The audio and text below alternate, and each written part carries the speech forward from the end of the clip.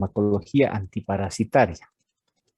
Pero antes de irnos directamente a los antiparasitarios, lo que son los derivados nitroimidazólicos y los derivados benzimidazólicos, tienes que hacer un breve repaso de lo que es la parte de farmacología. Tienes que conocer algunos términos para que se pueda entender de manera apropiada y también repasar algunos parásitos de importancia en nuestro medio según la clasificación morfológica principalmente. ¿Qué es la farmacología? Como la presentación que ustedes pueden observar, no es nada más que el estudio del origen, acciones y las propiedades de las sustancias químicas que ejercen algún efecto sobre el organismo vivo. Esa es la farmacología. Existen otras definiciones más de lo que es fármaco, droga y otros tipos, pero yo quiero que sepan que la farmacología va a estudiar el origen, de dónde vienen esos medicamentos, esos fármacos, qué acciones tienen sobre el organismo, qué propiedades tienen sobre el organismo. Y existen diferentes ramas de la farmacología, pero dos son los que nos interesa inicialmente para entender lo que es la parte de farmacología antiparasitaria. Lo que es farmacodinamia y lo que es farmacocinética. ¿Qué es farmacodinamia? Es el estudio de cómo los fármacos promueven cambios bioquímicos y fisiológicos dentro del organismo. Si resumimos, eso sería el mecanismo de acción. Es decir, si yo administro un medicamento antiparasitario, va a tener un efecto en nuestro organismo, va a tener un efecto. Obviamente nosotros requerimos un efecto a nivel del parásito, ya sea que paralice la musculatura del parásito, afectando a nivel de los microtúbulos, o que altere la cadena respiratoria, alterando el DNA parasitario. Ha habido un efecto a nivel del parásito, lo que nos interesa. Pero a nivel del ser humano también existen otros efectos propios del fármaco cuando nosotros administramos. Y de eso se encarga de estudiar la farmacodinamia. Y la farmacocinética es importante cuando nosotros hablamos de los diferentes fármacos. ¿Por qué? La farmacocinética no es nada más que los diferentes cambios físicos y químicos que sufre un fármaco en el interior del organismo. Y cuando hablamos de farmacocinética, nos estamos refiriendo a lo que es absorción, distribución, metabolismo y excreción. Y eso debemos conocer. Por ejemplo, si hablamos del metronidazol, tenemos que conocer la absorción de este medicamento. ¿Por dónde se absorbe mejor? Si es por vía oral, por vía cutánea, es por vía rectal, por vía intramuscular o por vía endovenosa. O tal vez el medicamento se puede emplear por diferentes vías o por todas las vías. Por eso es importante conocer la parte de farmacocinética. Y una vez que esté en el interior del organismo, ¿dónde se distribuye más? Se distribuye más en tejido hepático, se distribuye más en tejido renal o atraviesa de mejor forma la barrera hematoencefálica. Por lo tanto, si es un fármaco o un medicamento que atraviesa de manera apropiada la barrera hematoencefálica, nos va a servir para hacer tratamiento en el caso de parasitosis que van a afectar el sistema nervioso central, que afectan el parénquima cerebral o que se encuentran en las meninges. O tenemos que administrar otro medicamento más para que tenga un efecto apropiado. Por eso debemos conocer la farmacocinética. Ven que es importante conocer la absorción, distribución y luego el metabolismo. Si hablamos de metabolismo, estamos indicando que son los diferentes mecanismos enzimáticos que emplea el organismo para eliminar el fármaco o droga que nosotros hayamos administrado. Y los órganos que metabolizan principalmente los fármacos son el hígado y el riñón principalmente. El hígado es el principal órgano que se encarga del metabolismo de los diferentes medicamentos que nosotros administramos. Y luego tenemos la eliminación. ¿Por dónde se elimina? Algunos fármacos se eliminan principalmente por vía renal, pero algunos se eliminan por vía biliar. Por ejemplo, tenemos una parasitosis que se denomina fasciolosis y el estadio adulto se encuentra en las vías biliares. Por lo tanto, el medicamento tiene que eliminarse en su mayor proporción por vía biliar para que tenga un efecto apropiado. Y de eso se encarga de estudiar la farmacocinética. Es importante conocer la farmacocinética de los alimentos, de los medicamentos. Es decir, por dónde se absorbe mejor, dónde se distribuye en mayor proporción, qué órganos van a metabolizar y por qué órganos se van a eliminar. Por ejemplo, si una persona tiene un problema hepático o renal, debemos administrar una adecuada cantidad del medicamento o antiparasitario, porque si administramos en exceso vamos a causar más daño a nivel de los órganos que están metabolizando y están eliminando el antiparasitario. Eso es la farmacocinética. Pero también existen otros términos, eso lo van a llevar al año lo que se refiere a la materia de farmacología. Por ejemplo, aquí les voy a colocar, aparte de lo que les he mencionado, que es la farmacodinamia, la farmacocinética, tenemos lo que es la farmacognosia, tenemos lo que es la química farmacéutica, lo que es la farmacotecnia, lo que es la toxicología, la biofarmacia y lo que es la posología y otras más. Algunos, por ejemplo, lo que es la toxicología está en lo que es la parte de posología. Los efectos nocivos que tiene el fármaco. La posología es la dosificación de los fármacos. De todo eso se encarga estudiar la farmacología. Pero nosotros, en lo que se refiere a farmacología antiparasitaria, vamos a hacer énfasis principalmente en lo que es farmacocinética. Porque vamos a ver el antiprotozoario o antihelmíntico, por qué vía se absorbe mejor. ¿En qué órgano se distribuye mejor? Si estoy hablando, por ejemplo, de una sarcoptosis, debo encontrar un fármaco que se distribuya mejor a nivel del tejido epitelial. Si estoy hablando de un paciente que tiene oncocercosis, a nivel de ocular, debo encontrar un fármaco que tenga una concentración apropiada a nivel de ese órgano y por lo tanto tenga un efecto a nivel de ese parásito y lo elimine. Y de eso se encarga la farmacocinética. Y siempre que hablemos de un fármaco, vamos a ver la absorción, distribución, el metabolismo y la excreción o eliminación del fármaco o medicamento. ¿Qué es la absorción? Para llegar a la circulación sanguínea, el fármaco debe traspasar alguna barrera dada por la vía de administración. Las vías de administración pueden ser una vía cutánea, una vía subcutánea, una vía respiratoria, una vía oral, una vía rectal, una vía muscular. Esto va a depender del fármaco o medicamento que nosotros empleemos.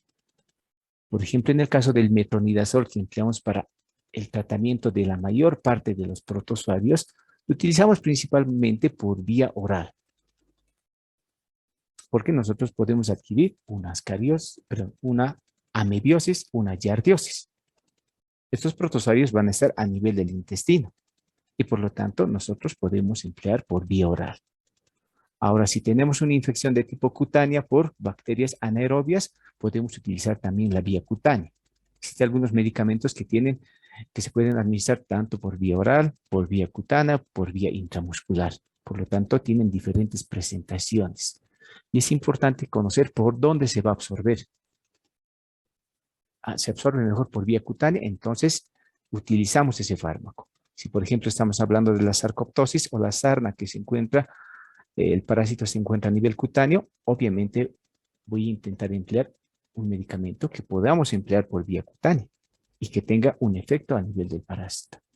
O el parásito está en el lumen intestinal, entonces utilizo un medicamento que tenga un efecto principalmente luminal a nivel del lumen del intestino grueso. La distribución. Una vez en la corriente sanguínea, el fármaco, por sus características, ya sea el tamaño, el peso molecular, la carga eléctrica, el pH, la solubilidad, la capacidad de unión a las proteínas, se va a distribuir en los diferentes compartimientos celulares, ya sea en el líquido intracelular o en el líquido extracelular. Por ejemplo, existen varios medicamentos, como en el caso de el metronidazol. El metronidazol se absorbe muy bien por vía oral. Nosotros administramos 500 miligramos de metronidazol y va a tener una buena biodisponibilidad a nivel del torrente sanguíneo. Es decir, se va a absorber casi el 80%. El 20% posiblemente sufra un proceso de metabolismo a nivel hepático por el fenómeno de primer paso. Pero este se va a distribuir apropiadamente en los diferentes tejidos y principalmente se va a concentrar a nivel hepático. Y cuando nosotros hablamos de amebiosis, la amebiosis es intestinal, pero puede haber amebiosis a nivel hepático, a nivel pulmonar. Si el metronidazol tiene un efecto apropiado a nivel de los tejidos porque tiene una buena distribución y una buena absorción, en ese caso yo empleo el metronidazol. Si estoy tratando a un paciente que tiene amebiosis intestinal, hepática. Pero a nivel intestinal, como se absorbe la mayor cantidad a nivel del intestino delgado, a nivel del intestino grueso va a haber una menor cantidad. Por lo tanto, si yo estoy sospechando que mi paciente tiene amebiosis, debo incrementar un poco la dosis para que el medicamento tenga un efecto a nivel del intestino grueso. O cambiar el antibiótico antiparasitario. Puedo utilizar la nitazoxamida, que tiene un efecto mayor a nivel luminal que el metronidazol. Pero como les dije, eso se puede compensar. Si administro metronidazol de 500 miligramos cada 12 horas, para compensar el menor efecto luminal, yo puedo administrar 500 miligramos cada 8 horas. De tal forma que incremento el efecto a nivel luminal. Pero es importante conocer la distribución de los antibióticos o fármacos que nosotros empleamos en todo lo que es la parte de salud. El metabolismo, o también denominado biotransformación. Muchos fármacos son transformados en el organismo debido a la acción de sistemas enzimáticos de nuestro organismo. Esta transformación puede consistir en la degradación por diferentes procesos metabólicos, como procesos de oxidación, reducción y hidrólisis, en donde el fármaco pierde parte de su estructura o puede activarse. O, como aquí indica, se forman nuevas sustancias. En este caso, sería como un profármaco que nosotros administramos, ingresa al organismo y se transforma en un fármaco activo. Como les he indicado, ¿qué órganos se van a encargar de la biotransformación? Principalmente el hígado. Nosotros cuando consumimos alimentos o consumimos algún medicamento, estos van a ser absorbidos inicialmente a nivel del intestino delgado. Es ahí donde se absorben la mayor cantidad de medicamentos. Y a nivel del intestino delgado nosotros tenemos lo que es la circulación enterohepática. Se unen las venas mesentéricas superior e inferior, todo, y a la larga forman el sistema porta. Y el sistema porta está recolectando todos los nutrientes, en este caso todos los medicamentos que nosotros hayamos ingerido por vía oral. Llega a nivel hepático y ahí sufre el proceso de biotransformación. En el caso de el metronidazol, un 20% ya se biotransforma a nivel hepático, es decir, ya ha sido degradado. Y el otro 80% tiene un efecto activo en los diferentes órganos donde yo requiero realizar el tratamiento. Es importante conocer la biotransformación de los medicamentos. Eso se refiere a la biotransformación. La excreción es la eliminación del fármaco del organismo. Dos órganos son los principales encargados de la eliminación de los medicamentos: el hígado y el riñón. Son los principales órganos que se encargan de la eliminación de los medicamentos. Por lo tanto, cuando el fármaco está a nivel del intestino, pasa a nivel hepático, es el primer órgano que se encarga de eliminarlo y biotransformarlo. Y eso nosotros también denominamos fenómeno de primer paso, antes de que tenga un efecto a nivel sistémico o a nivel del órgano blanco. Obviamente también existen otras estructuras que tienen algún grado o porcentaje de eliminación de los fármacos. Por ejemplo, tenemos en el caso de infecciones cutáneas por estreptococos, cuando nosotros tenemos acné, utilizamos un antibacteriano que tenga una eliminación un poco elevada por vía cutánea, porque la piel también elimina los fármacos. Y por lo tanto, que el fármaco que va a eliminarse por vía cutánea va a tener un efecto apropiado sobre el estreptococo. Algunos se eliminan también por las glándulas salivales, por las glándulas lagrimales. Pero los dos órganos principales encargados de la eliminación son el hígado y el riñón. Biodisponibilidad. Hace un momento hemos hablado del metronidazol. Les he indicado que el metronidazol tiene aproximadamente un 80% de biodisponibilidad a nivel sanguíneo. Si ponemos como ejemplo, yo administro 1 gramo de metronidazol, de los De 1 gramo que administro, aproximadamente 800 miligramos van a estar circulando en el torrente sanguíneo y van a tener un efecto a nivel de los parásitos que yo requiero eliminar. Eso se refiere a biodisponibilidad. Como indica, esto no es nada más que la cantidad de dosis administrada que alcanza la circulación general y no es alterada y es farmacológicamente activa. Eso es biodisponibilidad. Como ejemplo, lo que les mencionaba. Si yo administro aproximadamente 1 gramo de metronidazol, 800 miligramos van a estar en el torrente sanguíneo y los otros 200 miligramos han sido metabolizados a nivel hepático. A eso se refiere biodisponibilidad. Y es importante conocer por qué vía es el fármaco o medicamento tiene mayor biodisponibilidad. Por ejemplo, les mencionaba hace un momento del metronidazol. Este tiene un 80% de biodisponibilidad cuando yo administro por vía oral. Es decir, yo administro metronidazol, a nivel del intestino se absorbe el metronidazol. Y un 80% de este fármaco va a ser activo en el tejido o órgano que yo quiera eliminar al parásito. Por lo tanto, el metronidazol va a ser bastante efectivo en caso de amebiosis hepáticas, amebiosis cutáneas o amebiosis pulmonar. Porque se absorbe en buena cantidad y existe una buena biodisponibilidad. Pero si yo estoy sospechando de una amebiosis intestinal, tengo que prolongar un poco más el tratamiento. Cosa que el antiparasitario tenga un efecto a nivel del intestino grueso. Porque no se olviden que hace un momento les dije, se absorbe principalmente a nivel del intestino delgado. Por eso el efecto es un poco mínimo cuando hablamos de una amebiosis intestinal.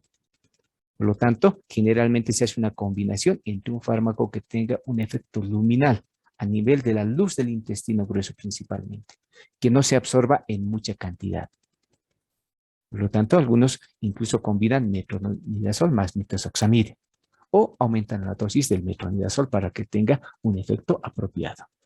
Por lo tanto, es importante conocer la biodisponibilidad de los medicamentos.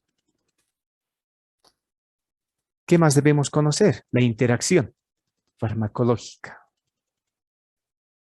que no es nada más que la modificación del efecto de un fármaco en magnitud o en duración, debido a la administración previa o simultánea de otra sustancia.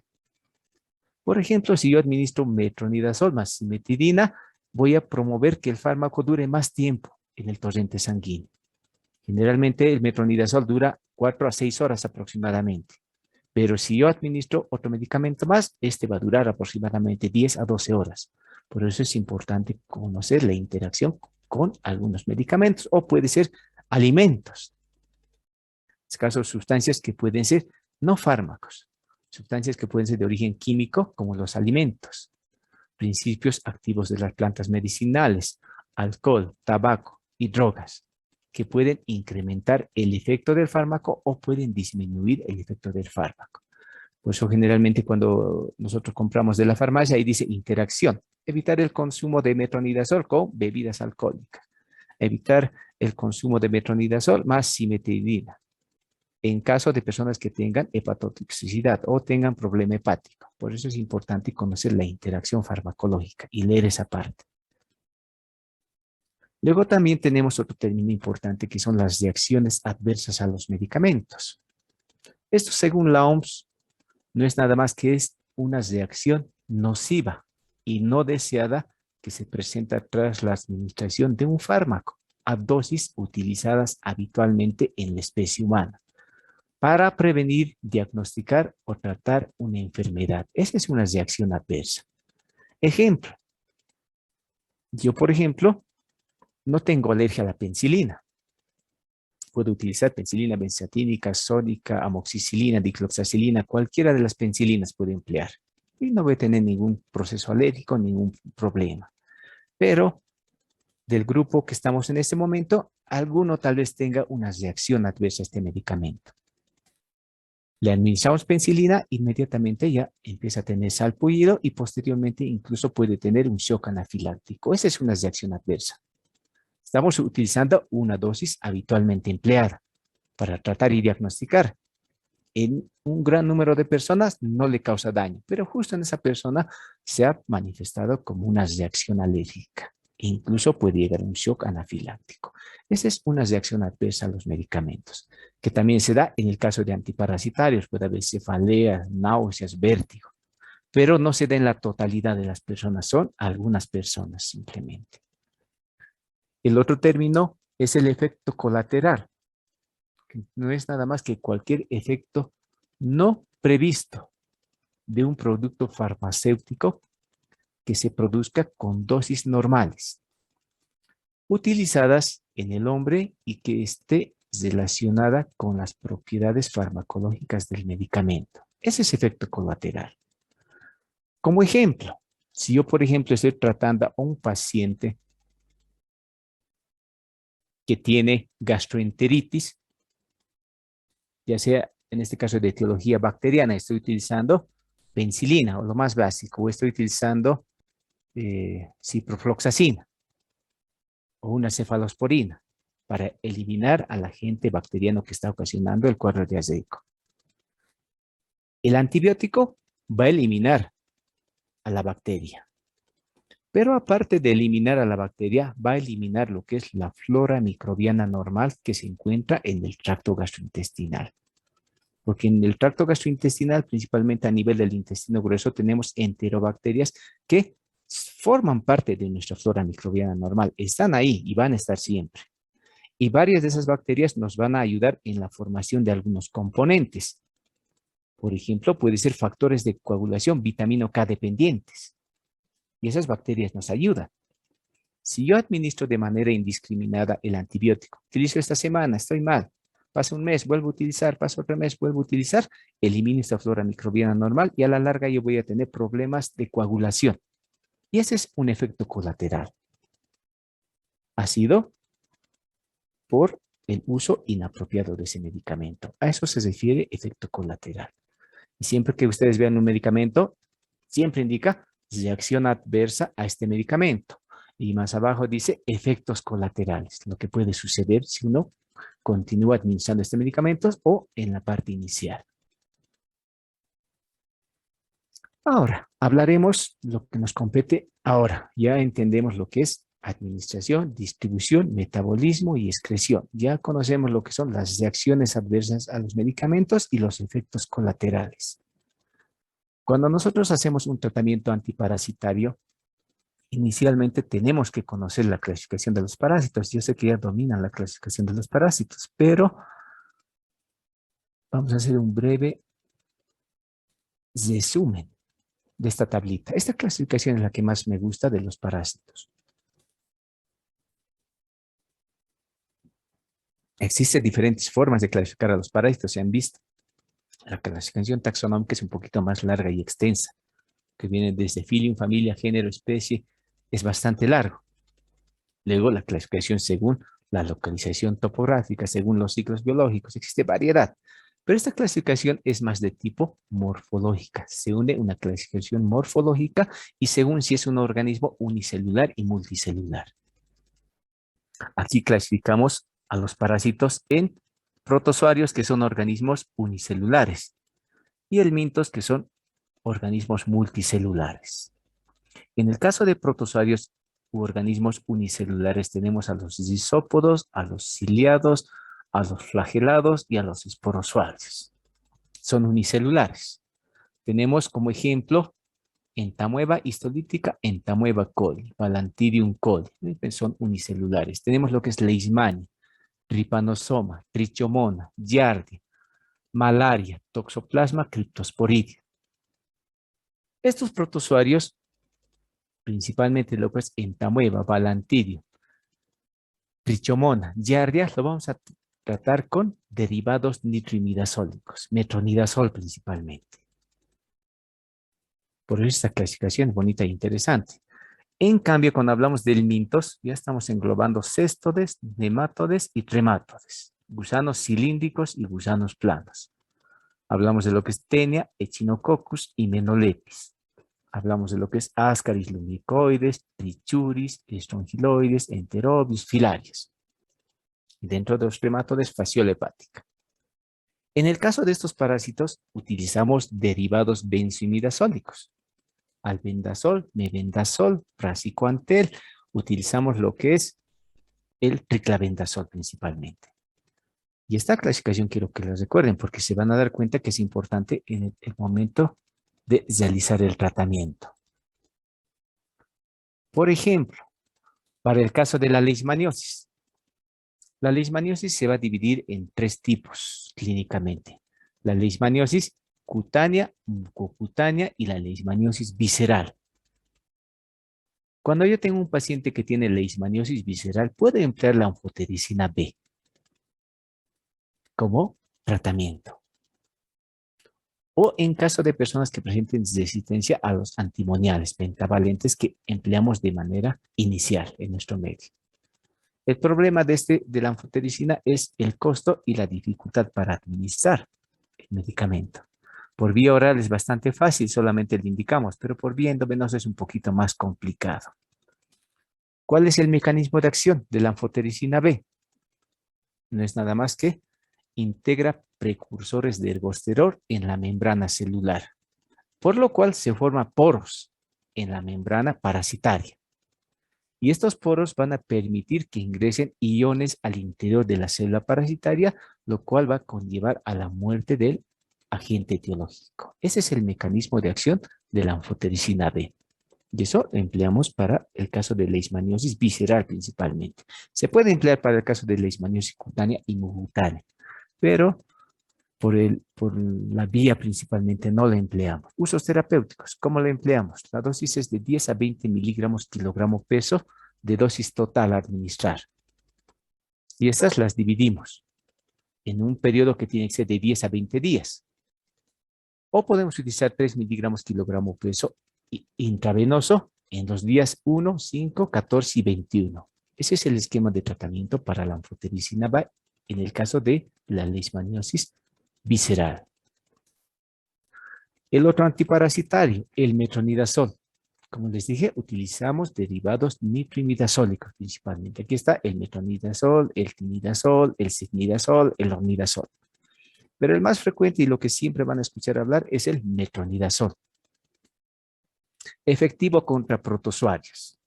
Y si se acuerda, hace un momento ya hemos realizado un resumen de los protozoarios. ¿Qué protozoario sería? Entamueba histolítica, Entamueba coli, Giardia lamblia y Trichomona vaginalis. Estos protozoarios tienen como hábitat el intestino grueso y allí es un medio anaerobio. Por lo tanto, el metronidazol es bastante efectivo. Pero como hace un momento les dije, se tiene que incrementar la dosis o el tiempo del tratamiento. Aparte de protozoarios, también es bastante efectivo contra bacterias anaerobias. Llámese en este caso Bacteroides, Clostridium, Helicobacter y Campylobacter. De manera frecuente empleamos para el tratamiento de trichomoniosis, amebiosis y yardiosis, lo que es el metronidazol. O el otro que se puede emplear es el tinidazol. ¿Cuál es el mecanismo de acción del metronidazol? Es un profármaco, es decir, que requiere la activación reductiva del grupo nitro para los organismos sensibles, es decir, ingresa el fármaco a la ameba, la ameba dona un electrón a este profármaco y lo activa. Ese es el mecanismo de acción. Ingresa como un profármaco, el electrón que se une al profármaco activa el fármaco, lo cual altera la estructura del DNA parasitario. Ese es el mecanismo de acción. Por lo tanto, es el transporte de electrones. Evita el transporte de electrones, formando un anión radical nitro altamente reactivo que va a alterar al DNA. Si resumimos, el mecanismo de acción es alterar el DNA, alterando el transporte de electrones. Ese es el mecanismo de acción del metronidazol. De esa forma actúa el metronidazol. En cuanto a su farmacocinética, hemos dicho que la farmacocinética es la absorción, distribución, metabolismo y excreción. La vía principal de absorción es la vía oral, como les he mencionado, porque generalmente empleamos para giardiosis y amebiosis. Por lo tanto, la vía oral es la que más empleamos. Tiene una buena biodisponibilidad, aproximadamente del 80%. Se distribuye bien en los tejidos, por lo tanto, es bastante efectivo en el caso de amebiosis hepática y amebiosis pulmonar. Tiene un tiempo de vida o semivida aproximado de 8 horas, el cual puede ser incrementado, como les dije, cuando nosotros administramos lo que es la cimetidina. El metabolismo es principalmente a nivel hepático. Y obviamente si el metabolismo es principalmente a nivel de la vía hepática, es bastante efectivo cuando hablamos de amebiosis de tipo hepática. Se elimina principalmente por vía renal, pero como se metaboliza por vía hepática, también se elimina aproximadamente un 15 a 20% por vía fecal, por la vía biliar en este caso. La dosis va a depender del agente etiológico que nosotros vayamos a tratar.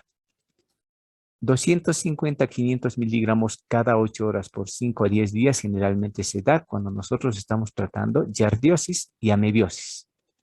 Vean que el tiempo es bastante prolongado.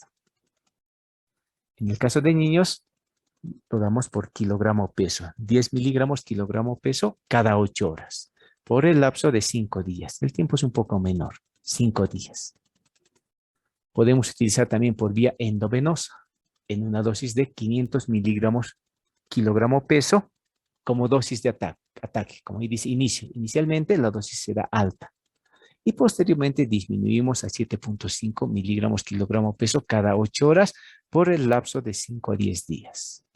Esa es la dosis. En el caso de afecciones gastrointestinales. Por ejemplo, si estamos tratando una infección de transmisión sexual, como en el caso de la trichomoniosis, podemos emplear la primera dosis de 500 miligramos cada 8 horas por 5 a 10 días.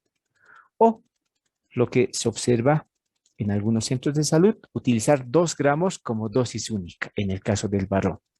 Y en el caso de las mujeres, óvulos cada noche por el lapso de 5 a 7 días. Esto va a depender de qué agente etiológico nosotros estemos realizando el tratamiento. Este esquema, por ejemplo, es bastante efectivo contra giardiosis. ¿Por qué? Porque este antiparasitario se absorbe a nivel del intestino delgado. Por lo tanto, va a tener un adecuado efecto con los parásitos que estén afectando el intestino delgado. Pero en el caso de la amebiosis, el parásito se encuentra a nivel del intestino grueso. Por lo tanto, se incrementa un poquito la dosis, cosa que una cierta cantidad del fármaco tenga un efecto a nivel del lumen del intestino grueso. ¿Qué reacciones adversas vamos a encontrar cuando nosotros administramos el metronidazol? No son muchas, son raras las personas que presentan reacción adversa. Puede haber diarrea, náuseas, vómitos, serostomía, un sabor de tipo metálico. Cefalea, hipersensibilidad, efectos a nivel del sistema nervioso central como neurotoxicidad que se manifiesta con mareos, ataxia, convulsiones. A nivel sanguíneo puede haber leucopenia, tromboflebitis y puede haber un efecto teratógeno. Por lo tanto, este antiparasitario no se administra durante el embarazo, está contraindicado. Lo que es el metronidazol. Esas son las reacciones adversas. ¿Qué precauciones tenemos de tener cuando nosotros administramos el metronidazol? Como el metronidazol se metaboliza a nivel hepático, obviamente debemos ver si la persona no tiene alguna hepatopatía grave. Si no tiene insuficiencia renal o que tenga algún problema a nivel del sistema nervioso central. Si han visto, las reacciones adversas se observan a nivel nervioso, a nivel renal y a nivel hepático. Por lo tanto, cualquier persona que tenga un problema hepático, un problema renal o a nivel del sistema nervioso central, debemos intentar emplear otro antiparasitario. Obviamente, dependiendo la gravedad. El otro antiprotozoario empleado, la nitazoxanida. Es un antiprotozoario sintético de amplio espectro. Se administra por vía oral. Se emplea principalmente en casos de giardia y criptosporidium y algunos helmintos. Cuando nosotros tratamos con metronidazol, el paciente tiene alergia o tiene algún problema o existe resistencia, nosotros empleamos la nitazoxanida. En ese caso empleamos. ¿Cuál es el mecanismo de acción? Interfiere con la reacción de transferencia de electrones. Si ven, es el mismo mecanismo de acción que del metronidazol. En cuanto a la farmacocinética, existe una buena absorción por vía oral. Por lo tanto, existe una buena biodisponibilidad en los diferentes tejidos. Se puede distribuir tanto en el tejido hepático como a nivel pulmonar. Por eso se puede emplear también como tratamiento en el caso de amibiasis hepática. Pero de primera línea siempre está el metronidazol. Tiempo de vida a nivel sanguíneo es de aproximadamente 4 horas y el metabolismo es principalmente a nivel hepático. Y la excreción es a nivel renal y a nivel biliar. ¿Cuál es la dosis? La dosis de la nitazoxanida es de 100 miligramos cada 12 horas por el lapso de 3 días. En caso de niños de 12 a 47 meses, es decir, de 1 a 2 a 4 años aproximadamente. Y de 200 miligramos cada 12 horas por 3 días en caso de niños de 4 a 11 años. Y en personas adultas empleamos la dosis de 500 miligramos cada 12 horas por el lapso de 3 días. Si ven, el tiempo es menor. En cambio, del metronidazol siempre es más largo, 5 a 10 días aproximadamente. ¿Qué reacciones adversas va a tener la nitazoxanida? Más que una reacción adversa, es como una alarma o miedo o temor cuando utilizan este antiparasitario. La orina tiene una coloración verdosa, que es por el efecto, por el metabolismo del antiparasitario. También nos emplea durante el embarazo y tiene un efecto de teratogenicidad en el producto. Por eso nos emplea durante el embarazo. Si bien aquí hemos hablado solamente de dos antiprotozoarios, el metronidazol y la nitazoxanida, que está actuando contra los protozoarios frecuentes en nuestro medio, lo que es entamoeba histolítica, entamoeba coli, lo que es Giardia lamblia y Trichomona vaginalis. Empleamos esos dos antiparasitarios, antiprotozoarios en este caso. Pero cuando ya hablamos de antihelmínticos, nos abocamos a lo que son los derivados benzimidazólicos, que tienen un efecto contra helmintos. Si recuerdan la anterior tabla, dentro de los helmintos estaban Ascaris, Trichuris, Uncinarias, estaba lo que es Hymenoplepis, Taenia saginata, Taenia solium, Echinococcus granulosus y trematodes como en el caso de Fasciola. En esos casos nosotros empleábamos los derivados benzimidazólicos, el mebendazol, el albendazol y el triclavendazol. ¿Cuál es el mecanismo de acción de estos derivados benzimidazólicos? Inhibición de la polimerización de microtúbulos al unirse a la tubulina B, es decir, que produce parálisis. Inhibición de la fumarato reductasa mitocondrial. Y también actúan a nivel del transporte de glucosa. Por lo tanto, estos parásitos tienen menor cantidad de glucosa, lo cual produce parálisis en estos parásitos. Ese es el mecanismo de acción. En cuanto a la farmacocinética del mebendazol, tiene una baja biodisponibilidad por vía oral, es decir, no se absorbe muy bien por vía oral, pero tampoco se requiere que se absorba por vía oral. Si hablamos, por ejemplo, de Ascaris, Trichuris, Uncinarias, los parásitos adultos tienen como hábitat el intestino delgado, el lumen del intestino delgado. Por lo tanto, si no se absorbe apropiadamente, es mejor, ya que va a tener un mejor efecto a nivel luminal y va a eliminar de manera apropiada a los parásitos. El mecanismo, generalmente, por un proceso de parálisis de la musculatura.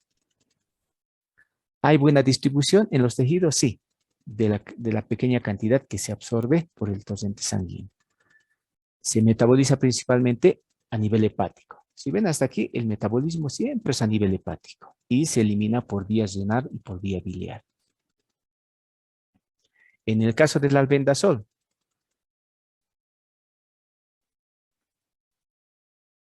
se absorbe de manera variable, pero cuando uno consume comidas grasas, incrementa la absorción por vía oral.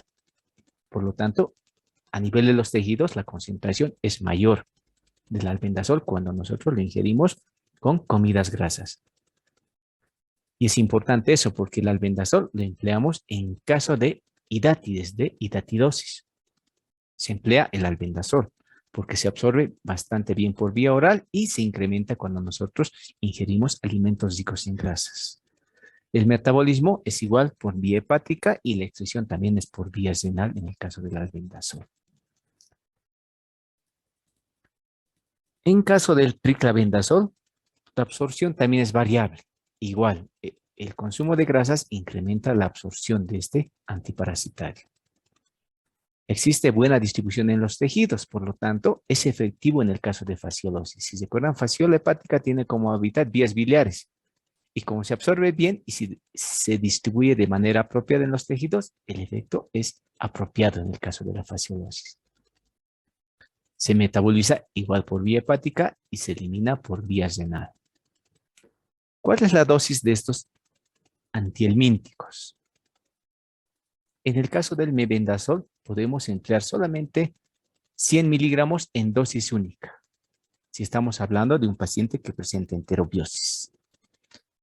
Si por alguna razón la persona decae o tiene nuevamente signos de sintomatología de esta parasitosis, pasada una semana podemos administrar nuevamente 100 miligramos. Si por alguna razón sucede, puede ser que nosotros demos el medicamento y la persona tenga un cuadro diarreico o algún problema gastrointestinal y la dosis no sea la apropiada. En el caso de otros nemátodes como Trichuris trichura, Ascaris lumbricoides y Ancylostoma, utilizamos 100 miligramos cada 12 horas por el lapso de 3 días. Y se incrementa un poco la dosis. En el caso de otros nemátodes. O podemos dar una dosis única.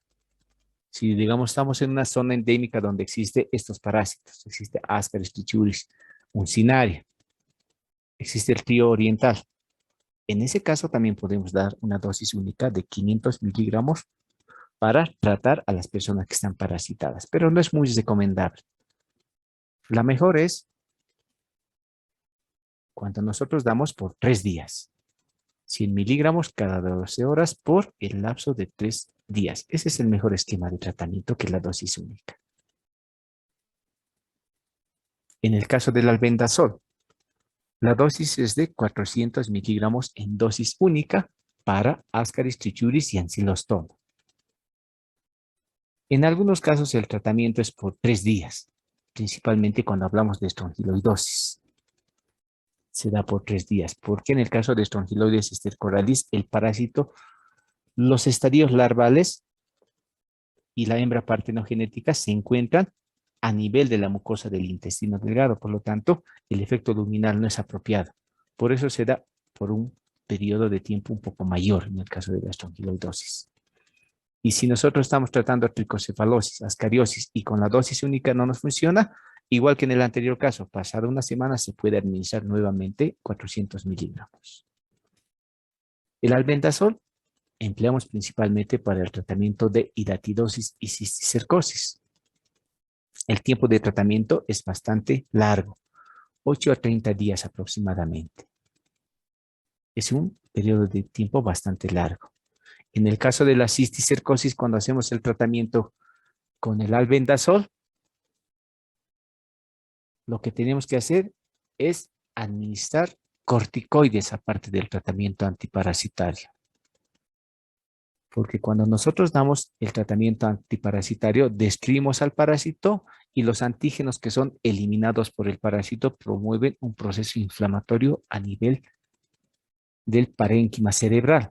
Y el paciente puede tener cuadros de convulsiones por el proceso inflamatorio u otro tipo de cuadros. Para evitar ese proceso inflamatorio, nosotros damos corticoides aparte del tratamiento antiparasitario. Lo recomendable es que el tratamiento de la cisticercosis, en este caso de la neurocisticercosis, se realice en un centro apropiado. Que se vea que no existe alguna reacción al medicamento, no existe procesos inflamatorios, de tal forma que causemos más daño en el caso de la cisticercosis y también de la hidatidosis.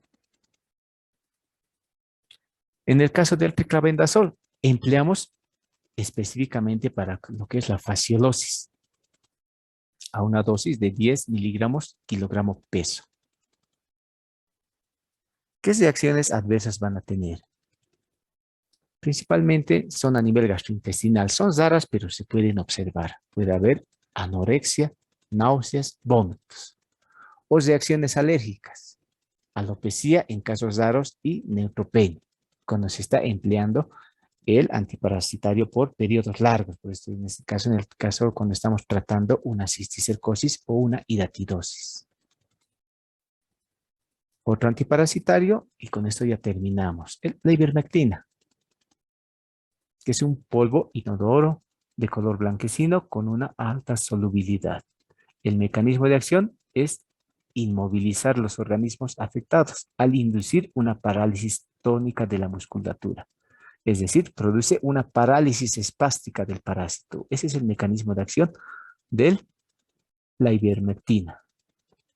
En cuanto a la farmacocinética, se absorbe bastante bien por vía oral. Tiene una buena distribución en los tejidos, lo cual hace ideal este medicamento para el caso de parásitos que se alojan a nivel dérmico, como la sarcoptosis. El metabolismo es principalmente a nivel hepático y se elimina principalmente por vía renal. Este antiparasitario empleamos principalmente para filariosis y para la estrongiloidosis, en el caso de parásitos tisulares y parásitos gastrointestinales. También se emplea para lo que es la sarcoptosis. ¿Cuál es la dosis? Es de 15 microgramos kilogramo peso y en adultos 200 microgramos kilogramo dosis única, que puede bastar, pero si es necesario se puede administrar una segunda dosis pasada una semana. Si es que fallara el tratamiento o si continúa con las molestias. Si hacemos un resumen de los antiparasitarios, ¿qué es lo que debemos recordar? Principalmente cuando hacemos un tratamiento de parásitos gastrointestinales, lo que es entamueba, giardia, tricomona, que es un parásito urogenital este último, empleamos principalmente metronidazol y tinidazol.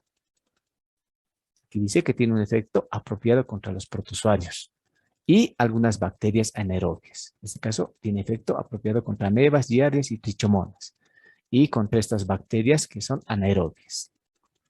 El mecanismo de acción es a nivel de los electrones, interfiere con la transferencia de los electrones, lo cual forma un radical altamente tóxico que altera el DNA del parásito. Ese es el mecanismo de acción del metronidazol. Tiene una buena biodisponibilidad cuando nosotros administramos por vía oral. Se distribuye de manera apropiada en tejidos y tiene un tiempo de vida de 8 horas aproximadamente, el cual puede ser incrementado cuando hacemos una interacción con otros medicamentos. El metabolismo es principalmente hepático y la excreción es por vía renal. La dosis va a depender del agente etiológico que nosotros estemos tratando. Les dije, si es por ejemplo amebiosis, una entamueba coli o estemos tratando una giardiosis, utilizamos el esquema que está ahí, 500 miligramos cada 8 horas por el lapso de 5 a 10 días. O si estoy tratando trichomoniosis, la dosis ya se varía. Podemos emplear solamente 2 gramos en dosis única en el caso del varón. Por lo tanto, la dosis va a ser variable dependiendo del agente etiológico que nosotros estemos tratando. Reacciones adversas, principalmente a nivel gastrointestinal, diarrea, náuseas, vómitos, sequedad de boca, un sabor metálico. Fenómenos de hipersensibilidad se observan, pero son de manera rara. Puede haber también efectos a nivel cerebral, mareos, ataxia y convulsiones. Y a nivel sanguíneo, una leucopenia. Y este antiparasitario tiene un efecto teratogénico, hemos indicado, lo cual contraindica su uso durante el embarazo. Precaución, cuando hay un problema a nivel del sistema nervioso central por su efecto neurotóxico o cuando hay un problema hepático o problemas renal, porque esos son los órganos que principalmente metabolizan y eliminan este antiparasitario.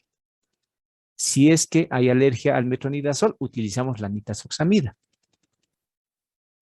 Es por vía oral, efectivo también contra giardias y amebas también, por si acaso. Aquí no está puesto, pero también es efectivo contra amebas. Este tiene un mayor efecto a nivel luminal y también contra algunos helmintos. Se puede emplear contra algunos helmintos. ¿Cuál es el mecanismo de acción? Interfiere con la reacción de transferencia de electrones.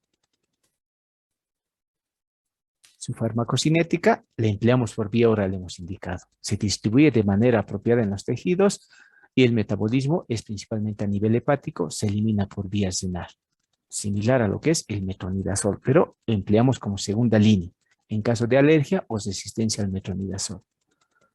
La dosis es de 100 miligramos, 200 miligramos y 500 miligramos, dependiendo si estamos tratando niños a una cierta edad o personas adultas. El tiempo es más corto, solamente es por el lapso de 3 días.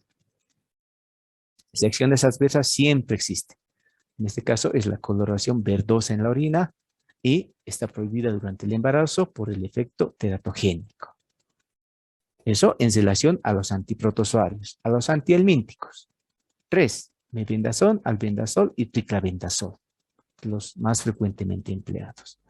El mecanismo de acción actúa a nivel de la tubulina y a nivel de la glucosa. Si sumamos todo eso, es capaz de producir algún tipo de parálisis, ya sea espástica o flácida en los parásitos. Ese es el mecanismo de acción, si los resumimos. En cuanto a la farmacocinética del albendazol, del mebendazol, baja biodisponibilidad sistémica, por lo cual lo hace efectivo en nematodes que tienen como hábitat el intestino delgado. En este caso estamos hablando de Ascaris, Trichuris, Uncinarias, que están a nivel del lumen intestinal. En esos casos es bastante efectivo el mebendazol. El metabolismo hepático y la eliminación renal. En el caso del albendazol, se absorbe en mayor cantidad que el mebendazol, por lo cual es bastante efectivo en parásitos que se encuentran en tejidos, llámese un cisticerco o una hidátide. Es bastante efectivo el albendazol y es el que se emplea para el tratamiento de estas formas parasitarias. Se elimina igual por vía renal y se metaboliza a nivel hepático. El triclabendazol igual es efectivo en parásitos tisulares. Lo empleamos esencialmente para el tratamiento de lo que es la fasciolosis. El metabolismo es igual a nivel hepático y la eliminación es por vía renal. Y aquí tenemos la dosis del mebendazol, 100 miligramos en dosis única. Y es lo que generalmente se emplea en campañas de desparasitación. O 500 miligramos en dosis únicas, en caso de personas adultas. Dosis del albendazol, 400 miligramos en dosis únicas para nematodes. Se incrementa la dosis en el caso de estrongiloides por el hábitat de la hembra partenogenética que hemos indicado. Y este antiparasitario empleamos principalmente para el tratamiento de hidatidosis y cisticercosis. No se olviden que les dije que cuando realizamos el tratamiento de estos parásitos tisulares, sí o sí requerimos el control de un personal médico autorizado que conozca el esquema de tratamiento, porque el proceso inflamatorio puede ser más grave que el parásito en sí. Ahí está la dosis del triclabendazol. Las reacciones adversas principalmente son gastrointestinales, náuseas, anorexia, vómitos. En el caso de que empleemos por un largo periodo de tiempo, puede haber alopecia y neutropenia. Si estamos tratando a un paciente con cisticercosis principalmente. Y la ivermectina. Ese antiparasitario que lo empleamos principalmente para lo que son filarias, hemos indicado.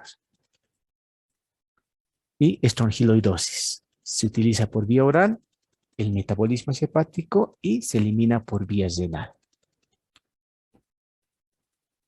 ¿Alguna duda que tengan?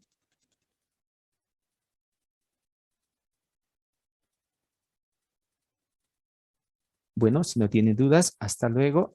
Hasta la siguiente clase. Muchas gracias, doctor. Hasta luego. Hasta luego. Hasta luego. Gracias, doctora. Hasta luego. Hasta luego. Hasta luego, doctor.